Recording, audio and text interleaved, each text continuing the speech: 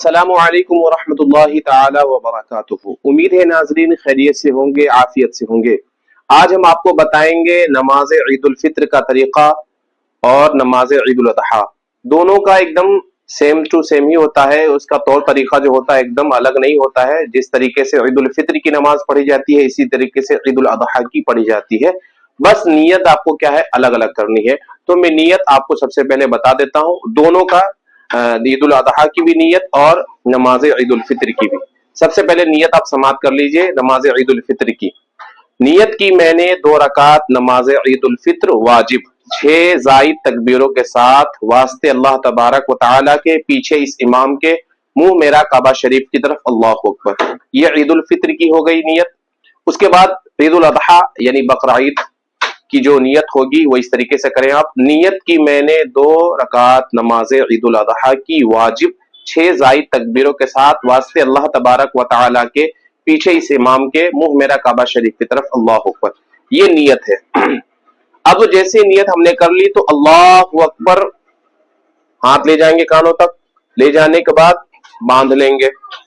باندھنے کے بعد کیا کریں گے؟ ہم ثنا پڑھیں گے، سبحانک اللہم وبحمدک وتبارک اسمک وتعالی جدک ولا الہ غیرک۔ پڑھ لیا۔ پڑھ لینے کے بعد کیا ہے، ہم ہاتھ اپنے کانوں تک لے جائیں گے اور کہیں گے اللہ اکبر، چھوڑ دیں گے۔ پھر ہاتھ لے جائیں گے کانوں تک، اللہ اکبر، پھر چھوڑ دیں گے۔ اس کے بعد پھر کیا ہے، ہم ہاتھ کانوں تک لے جائیں گے، اللہ اکبر، اور ہاتھ باندھ لیں گے۔ باندھنے کے بعد ہم جس طریقے سے کیا ہے عام طور سے ہم الحمد شریف پڑھتے ہیں، سورتیں ملاتے ہیں، اسی طریقے سے کیا ہے ہم کریں گے۔ تو سب سے پہلے پڑھیں گے بسم اللہ الرحمن الرحیم، الحمد للہ رب العالمین الرحمن الرحیم مالک یوم الدین، ایاک نعبد و ایاک نستعین، اہدنا الصراط المستقیم صراط الذین انعمت علیہم غیر المغضوب علیہم ولا الضالین، آمین۔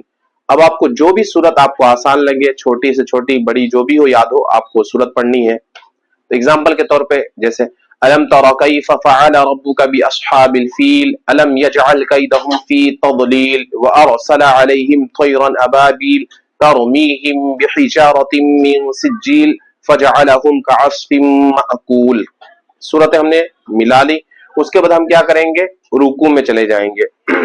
رکوع میں جانے کے بعد کیا ہم تسبیح پڑھیں گے۔ تسبیح سبحان ربی العظیم، سبحان ربی العظیم، سبحان ربی العظیم، سبحان ربی العظیم، سبحان ربی العظیم، تسبیح پڑھ لی۔ اس کے بعد رکوع سے کھڑے ہوں گے۔ کھڑے ہونے کے بعد سجدے میں جائیں گے۔ سجدے کی جو تسبیح ہے سبحان ربی الاعلی، سبحان ربی الاعلی، سبحان ربی الاعلی، سبحان ربی الاعلی، سبحان ربی الاعلی، تسبیح پڑھ لی۔ دونوں سجدے مکمل ہو گئے۔ یہ ہمارا پورا 1 رکعت مکمل ہو گیا۔ پھر ہم کیا ہے دوسری رکعت کے لیے کھڑے ہوں گے۔